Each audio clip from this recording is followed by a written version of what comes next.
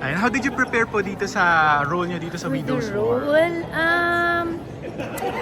it was harder for us, well, at least for my character, kasi si Ruth, parang dapat baduy siya, parang yung itsura, doon kami nahirapan, kasi dapat parang, since ang character niya, so finally they have a better life, so yung itsura niya yung parang walang tumama. It was so hard for me to, paano ko kaya gagawing baduy ito? Paano ko gagawing hindi masyadong refined, di ba? But as we started to shoot, and then nalagyan ko na ng sarili kong timpla. And with the costumes na binibigay nila, mas naging madali. So parang, okay, eto pala. Tsaka I just had fun with the character. It made it easier for me.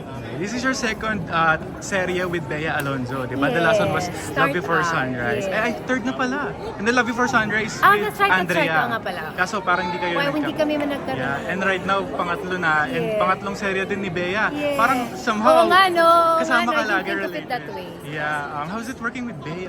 Oh, it's wonderful. I mean, wala namang Bea is very professional. She's very magaan on the set.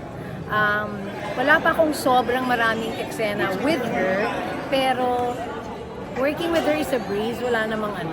With all our- Everybody naman very magaan. With all our issues right now, yung nangyari with the Yes, case, yes. na-feel nyo ba na parang may nag-iba sa working ni Bea? No, she's never, hindi niya dinadala naman sa set. Although yes, of course, when that happened, there was sadness na makikita mo kasi tao lang naman yan, Yes. diba? Pero she never let it affect her work or her pakikitungo with us.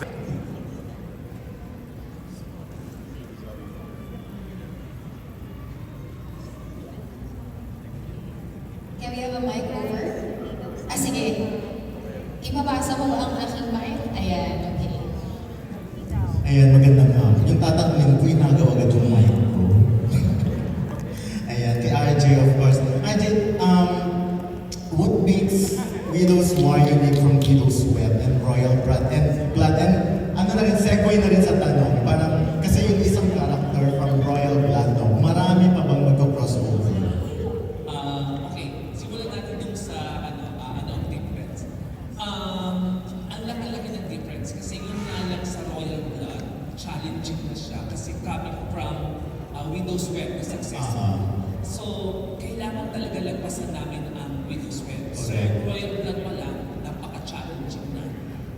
I think we did a good job naman dahil mas successful ang Royal Blood than Widow's Web. So, ito, doble ang challenge dahil that's na-achieve ng Royal Blood. So, ang una ko naisip, kung sa Widow's Web at saka sa Royal Blood, isa-isa lang naman, dito ginawa ko dalawa. Para doble agad Doble rin, Oo, dalawa agad ang namatay. Pero, yung pala yung preliminary, yung pala yung initial na murder, marami pang, hindi ko alam kung dapat ko sabihin, may mga susunod pang mga maliligwa. Yung iba rin hindi nila alam kung sino yung maliligwa. Parang ano din, yun nga hindi nila alam kung maliligwak. Hindi ba yun si Shu? At yun, Tulad dun sa Widow's Web at saka sa Royal Blood, tanong ng tanong ang director at saka ang cast kung sino ang killer so that alam nila kung paano ina-navigate ang character nila. Kasi syempre pag killer ka, dapat iba ang atake mo doon. We refuse na sabihin sa kanila kung sino ang killer para hindi lumabas at saka para sila mismo magulat maganda yung reaction nila pag magulat sila. Isa pa, kaya rin sila nahihirapan, kanina si Rita nahihirapan sumagot ko anong characters. Kasi lahat ng characters may mga twist ang characters nila. Hindi isang ganito lang. Lahat sila may complexes, may mga layer ng mga characters na. Kaya tingin ko kaya nahihirapan sila sumagot. So, mahirap kasi ma-reveal agad yun. yeah. So, yun ang mga yun ang challenges namin dito sa Widow's War. Kung paano ba namin story-wise ang mga naunang murder mysteries.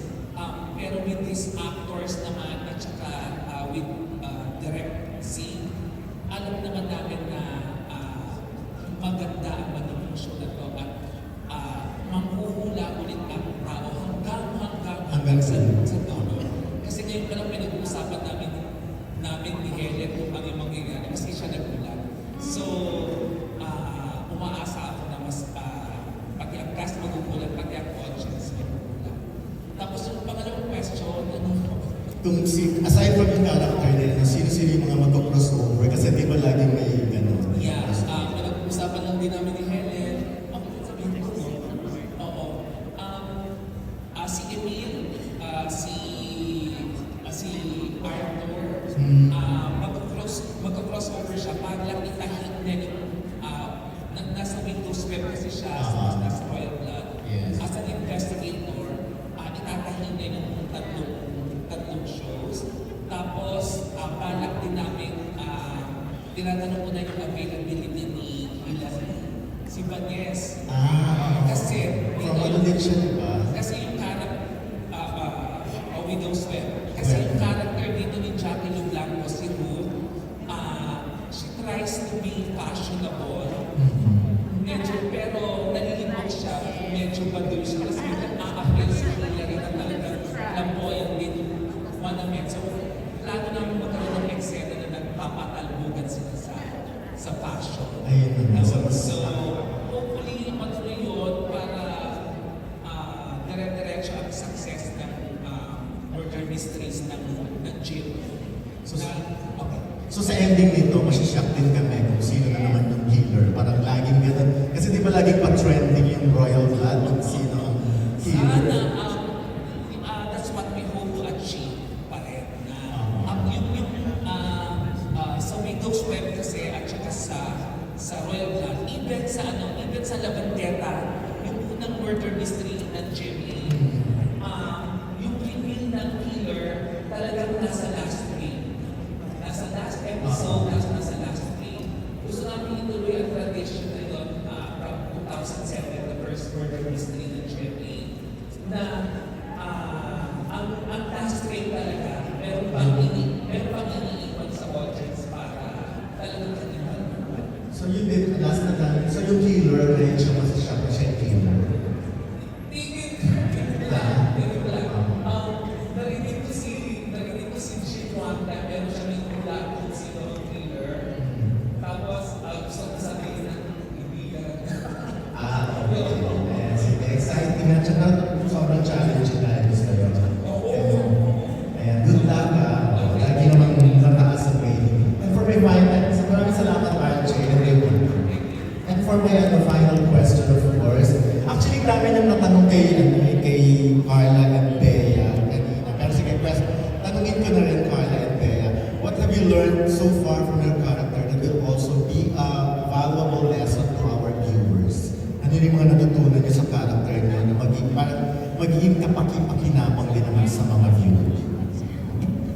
Ako, honestly, I have yet to learn from her. Ganun po ka-unpredictable itong Widow's War. Okay. Actually, ang hirap pong buuin yung character kasi hindi po namin alam kung ano pong mangyayari, saan po pupunta. Which I like kasi nandun po yung mystery talaga. Siguro one lesson po na so far, in a way, parang nakikita ko po from portraying the role of George.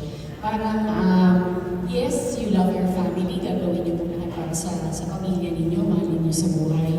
Pero hindi yun laging tama. Sometimes loyalty is not good, parang gano'n. So far, yun parang po yung lesson. And I'm sure marami pa po matututunan. Loyalty is Not necessarily good. Yeah. Dapat gamitin sa tamang purpose. So hindi porket family yan, love mo yung family mo, gagawin mo lahat para sa family mo, lahat yung tama. Siyempre, meron pa rin may limit kung ano yung tama at mali. And yun nga po, yung loyalty is not always, or not necessarily always good. Parang ganun po. So far. isa yun. Bea. Bea na walang umayak.